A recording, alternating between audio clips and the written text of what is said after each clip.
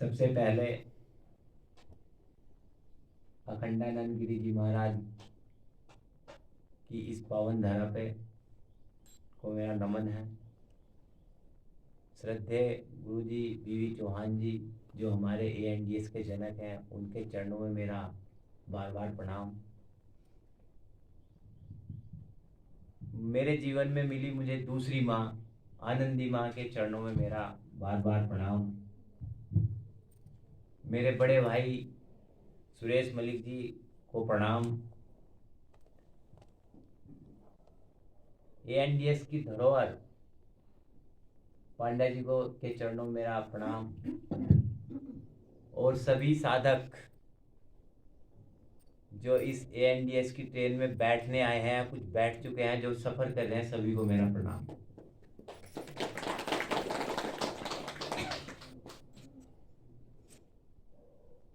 मैं ज्यादा पुराना सफर मैंने नहीं किया ANDS का। अभी 4 महीने पहले, 4 महीने लगभग हुए भी नहीं, हो जाएगी 1 तारीख को। हाँ जी।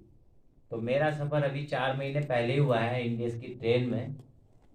ये ट्रेन पूरे वर्ल्ड में घूम रही है और इसको ट्रेन को सभी जानते हैं। घुमाया किसने है? हमारे श्रद्धेय गुरु जी बीवी चौहान जी ने।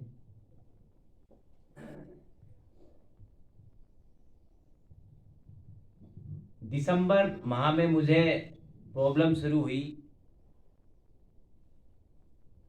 मुझे पता चला, पैर में दर्द शुरू हुआ, तो मैं टेस्ट वगैरह कराए तो डॉक्टर्स ने मुझे बताया कि आपको हिप जॉइंट कैंसर हो गया है। अब कैंसर का नाम सुनते ही भूचाल आ गया जीवन में। हालांकि मैं डर नहीं रहा था, मगर लेकिन मेरा पूरा परिवार बहुत ज्यादा डर गया था, क्योंकि ये हादसा मेरे साथ 4 साल पहले भी हो चुका था। 2019 में मुझे किडनी में ट्यूमर हो गया था और उससे मुझे उस टाइम ये रास्ता अगर मुझे मिल जाता तो मेरी एक किडनी शायद बच जाती, लेकिन मुझे उस टाइम नहीं पता चल पाया। हो सकता है प्रभु ने उस टाइम आज्ञा ना हो प्रभु की, तो मुझे सर्जरी करानी पड़ी और वो एक किडनी मुझे अपनी उससे हाथ धोना पड़ा, यही कहूँगा। अब दिसंबर में जैसे ही मेरे जीवन में भूचाल आया, मैं वही कि अपना एम्स वगैरह में और प्राइवेट हॉस्पिटल में गया, तो वहाँ पे तो कैंसर का वही इलाज है अपना, कीमो रेडिएशन और एक इम्यूनोथेरेपी। आजकल कोई नई आई है इम्यूनोथेरेपी, उसमें 4.5-5 लाख का एक इंजेक्शन होता है जो हर 21 दिन में लगता है। वो मुझे हर 21वें दिन मुझे लगाने के लिए बोला गया। मैंने कहा जी चलो लगवाएंगे, पर कितने लगवाएंगे? उन्होंने कहा कि 2 साल तक तो लगवाने ही लगवाने हैं। अच्छा जी, कितना फायदा होगा? तो डॉक्टर साहब बोले कि 50% उम्मीद है। मैंने कहा 50% तो आप मेरे से बोल रहे हो, वास्तविक बताओ 20% या 15%? तो मेरी डॉक्टर साहब से वही बहस हो गई। कहने कि तुम्हें कुछ करना ही, मगर नहीं करना। गुस्सा आ गया मुझे। मगर मेरा घर बर्बाद हो जाएगा, मैं बर्बाद हो जाऊंगा, मरना मुझे है ही। इलाज तो इसके अलावा कुछ है नहीं। कीमो और रेडिएशन से कोई ठीक हुआ? मुझे तो लगता नहीं कोई ठीक हुआ आज तक। कोई एक आधा रेयर केस होगा झूठ मूठ का। तो ये सब बातें होती रही। इसी बीच में मैं घर आ गया डेट लेकर रेडिएशन की, उसकी कीमो की।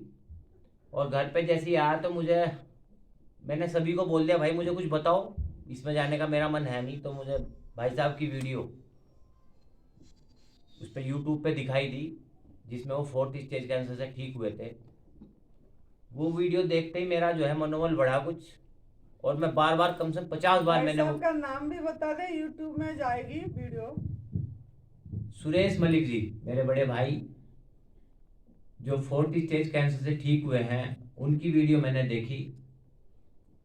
और वो वीडियो जो उनके साथ थे, वो बलवान योग वाले भैया है नहीं, उनको भी, वो भी कैंसर से ही ठीक हुए हैं। तुमने देखा होगा वो जो योग कराते हैं, बलवान योग, जिनका वो चेहरे पर आता है। तो उन्होंने वो वीडियो शूट की थी।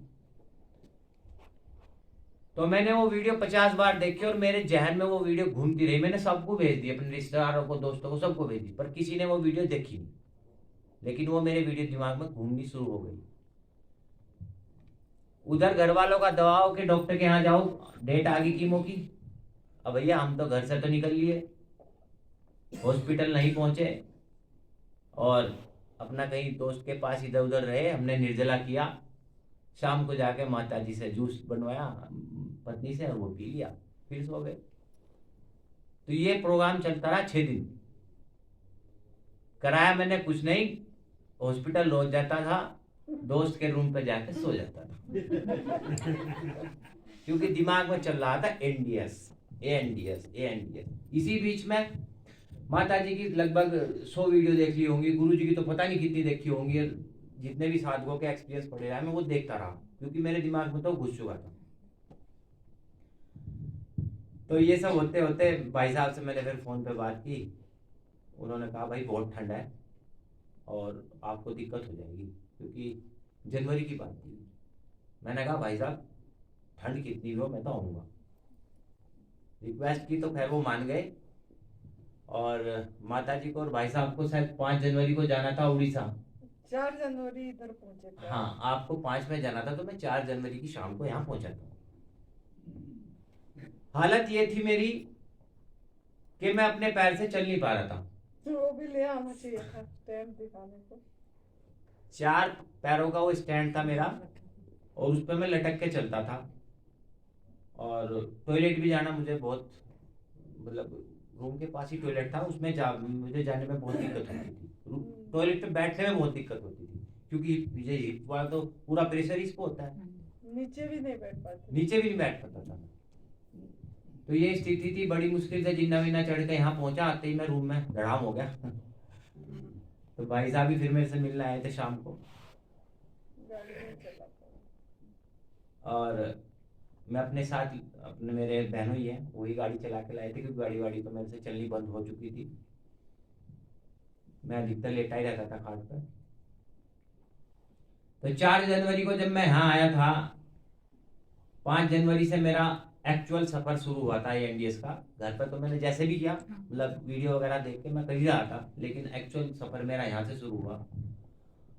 और एनडीएस में आके मैंने वही सब किया जो गुरुजी अभी आप सबको बता रहे थे, वही प्रक्रिया मैंने की लगातार, जैसे जैसे माता जी ने मुझे मोटिवेट किया और सुरेश भाई ने जिस तरह मेरी सेवा की। आप यहाँ भी देख रहे होंगे सुरेश भाई किस तरह 24 घंटे ऊपर नीचे किसको क्या समस्या है पूछते रहते हैं, तो बहुत ध्यान रखते हैं। ये सफर शुरू हुआ मेरा 9 से 10 बार एनिमा करता था दिन में, और धीरे धीरे वही 7-8 घंटे की फास्टिंग रोज की तो ये तो थी, साथ में रेचक जूस। ये 3 पार्ट तो हमारे सफाई के हो गए और वही बाद में शाम तक मेरे 3 जूस होते थे। तो ये सब चलते चलते इसमें मैंने बढ़ाया क्या, मैंने अपना निर्जला बढ़ाया। इसमें 8 से 10 घंटे किए, 10 से 12 किए, 12 से 24 किए। इस तरह बढ़ता बढ़ता मैं 1 दिन 2 दिन 3 दिन हफ्ते वाइज, एक हफ्ते में 1 दिन का किया, अगले हफ्ते में 2 दिन का निर्जला किया, उससे अगले हफ्ते में 3 दिन का किया। इसी तरह मतलब धीरे धीरे मैं जैसे जैसे माता जी मुझे बताती गई मैं उसमें बढ़ता चला गया। हफ्ते में 3 दिन भी किया, 4 दिन भी किया, 5 दिन भी किया, ये सब होता रहा। फिर आए गुप्त नवरात्रे, तो उसमें मैं 9 दिन का निर्जला कर पाया, जैसे जैसे मुझे माता जी ने मोटिवेट किया। हालांकि मैं घर जाके अब 2 या 3 दिन का ही कर पाता हूँ माता जी। इस तरह का और आपके आशीर्वाद का इतना अंतर है कि मैं घर पे जाके 3 ही दिन का पाता हूँ हाईएस्ट, लेकिन यहाँ मैं 9 दिन तक पहुंच गया था। उस 9 दिन में मुझे बहुत आराम मिला, मतलब मैं बता नहीं सकता कितना। दर्द तो बिल्कुल खत्म ही हो गया था। 25 दिन बाद मैं स्टैंड छोड़ के ऊपर चला गया, मुझे पता भी नहीं चला मैं कब चला गया। मेरा कोई फोन आ गया, स्टैंड रूम में छूट गया और मैं बात करता करता जाके माता जी के चरण छुए। माता जी ने कहा बेटा स्टैंड, मगर स्टैंड का, मगर स्टैंड तो रह गया, मगर स्टैंड से था छुट्टी मिल गई। तो इस तरह 25 दिन में मेरा बिल्कुल भी मतलब दर्द बिल्कुल कम हो गया था। मैं बिना स्टैंड के जिन्ने पे चढ़ के चला गया और लगभग 35 से 40 दिन बाद तो मैं अंकित बेटा के साथ बैडमिंटन खेलना शुरू कर दिया था मैंने।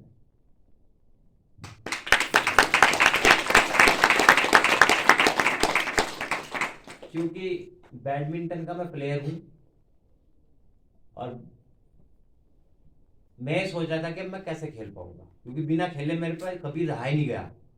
मैं रोटी खानी छोड़ देता हूँ लेकिन मैं बैडमिंटन खेलना कभी नहीं छोड़ता। तो अब देखो, मैं बैडमिंटन भी मैंने खेलना शुरू कर दिया, सब कुछ ठीक रहा। लेकिन एक दिन बात हुई मेरी गुरुजी से, माता जी ने कराई थी। गुरुजी ने कहा, बेटा अभी बैडमिंटन ज्यादा नहीं खेलना है, आपको अपनी जो जीवनी शक्ति है उसको संभाल के रखना है, बचाना है। वो कुछ क्यों? योग प्राणायाम कुछ नहीं करना, बिल्कुल बचा के रखना है, क्योंकि अभी आप और भी डाउन जाओगे। उस टाइम मेरा वजन लगभग 75 होगा, 75 या 74। शुरू में कितना था वो? शुरू में मेरा वजन 96 kg था मेरा, जब मैं यहाँ आया था। और जब मैं यहाँ से गया था उस टाइम मेरा 70 kg था, मतलब 25 किलो वजन मेरा चला गया था। हालांकि 1 महीना मुझे यहाँ से गए हुए हो गए हैं और 5 किलो वजन मेरा और कम हो गया। अब मैं 65 पे आ गया। तो मैंने गुरुजी की बात पे ध्यान दिया।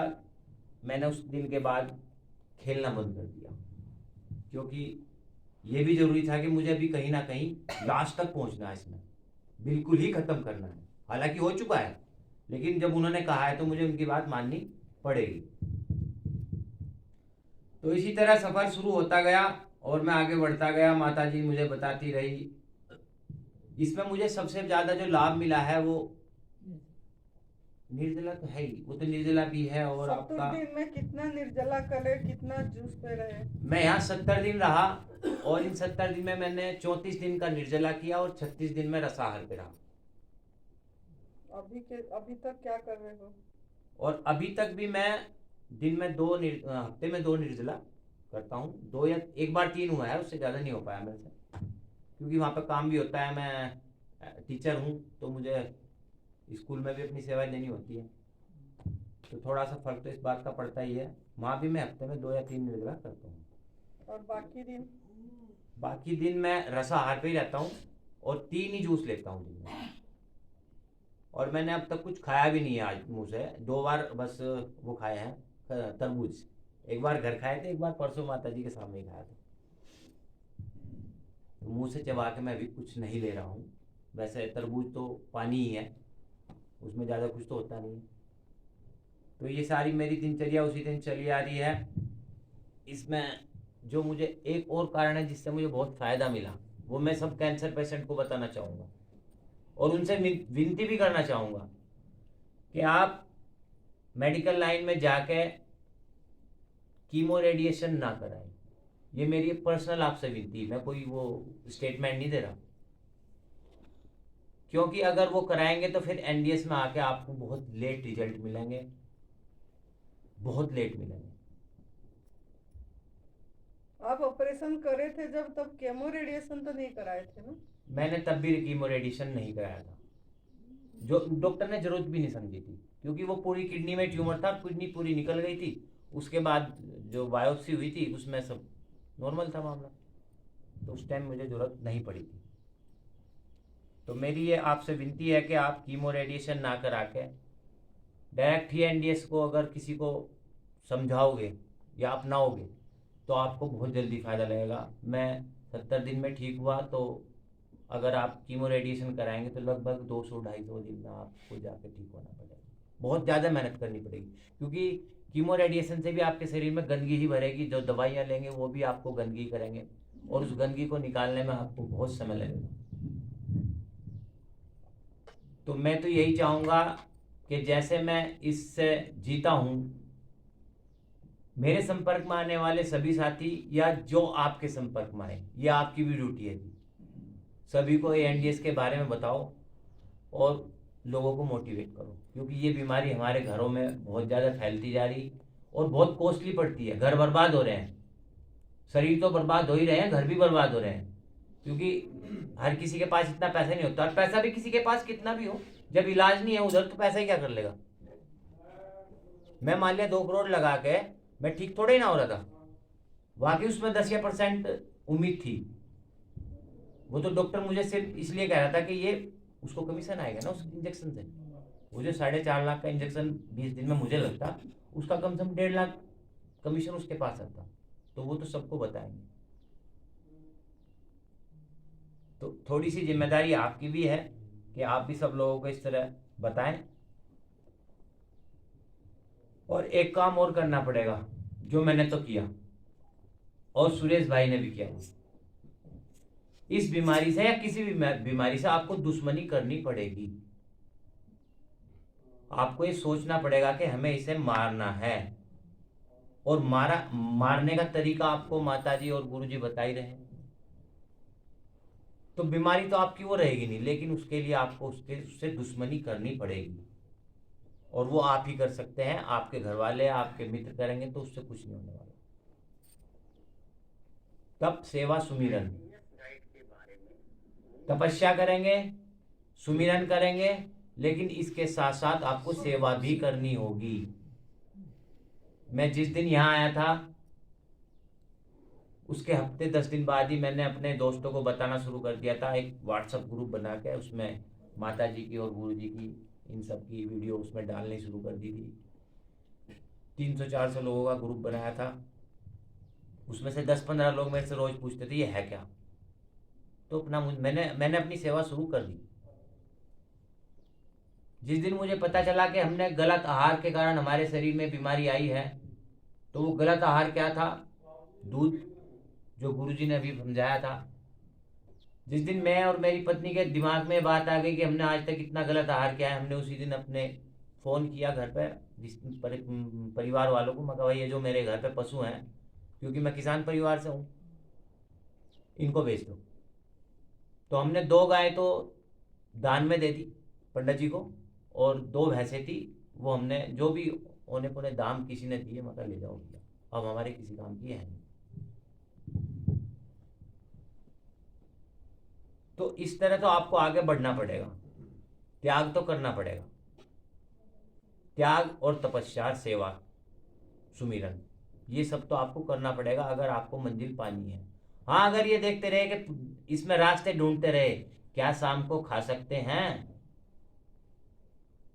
या कभी कभी नमक का खा सकते हैं। मेरे से बहुत लोग पूछते हैं बेटा अब तो ठीक हो गया, अब तो कुछ ले लेता होगा। मगर नहीं, मैंने तो कसम खा रखी मुझे इस रास्ते पर, क्योंकि स्टेबल भी तो रहना है। अगर मुझे सेवा करनी है तो मुझे स्टेबल रहना है और लोगों को दिखाना है कि ठीक होने के बाद स्टेबल रहकर ही हम लोगों को समझा सकते हैं। माता जी आज ठीक है तभी तो सबको बता रही है, गुरु जी देखो कितने विपदा से निकले हैं, इंजीनियर थे, परेशान रहे, लेकिन आज सबको बताते हैं। तो कोशिश तो कहीं ना कहीं मैं भी यही करूंगा, क्योंकि मैं भी ये जो गुरुजी ने विश्व को रोग रहित और दवा रहित बनाने की कसम और बीड़ा जो ठा रखा है, उसमें कहीं ना कहीं 1-2 कदम हम भी चल के दिखाएंगे, और चलना भी चाहिए।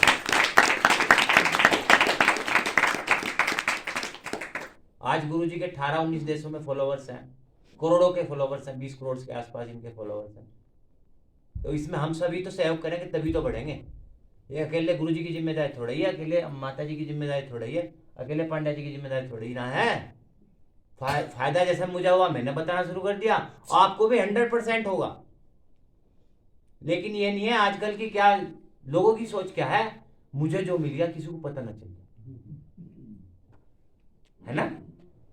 लेकिन ये नहीं है, इसमें ऐसा नहीं होता। एनडीएस में अगर आपको कुछ मिल गया है तो लोगों को दो, तभी आप उसमें कारगर हो सकते हो। तो मेरी तो आपसे सहयोग की यही अपील है कि इसमें मेरा भी सहयोग करें, माता जी का, सब पूरे एनडीएस का ग्रुप का सहयोग करें। जब आप यहां से घर जाएं तो ये मत सोच के जाएं कि बस खाली एक शिविर कर लिया हमने। आप दूसरे माताजी बन के जाए, मेरी महिलाएं माताजी बन के जाएं यहाँ से, और जो पुरुष हैं वो यहाँ से बीवी चौहान जी बन के जाएं।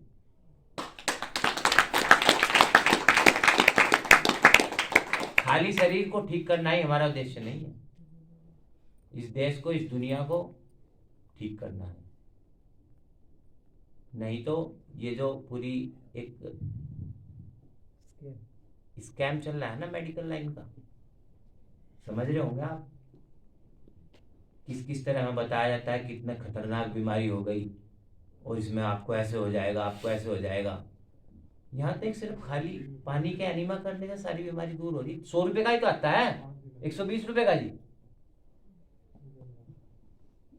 तो इस रास्ते पे चलो और सहयोग करो, पूरे ग्रुप का सहयोग करो, पूरे ANGS ग्रुप का सहयोग करो। मेरी आपसे यही विनती है।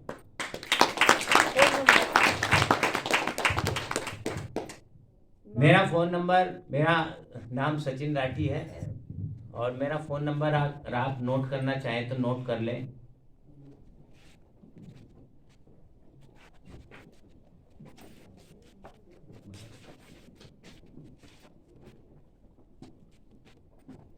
डबल 917444934 9917444934। धन्यवाद।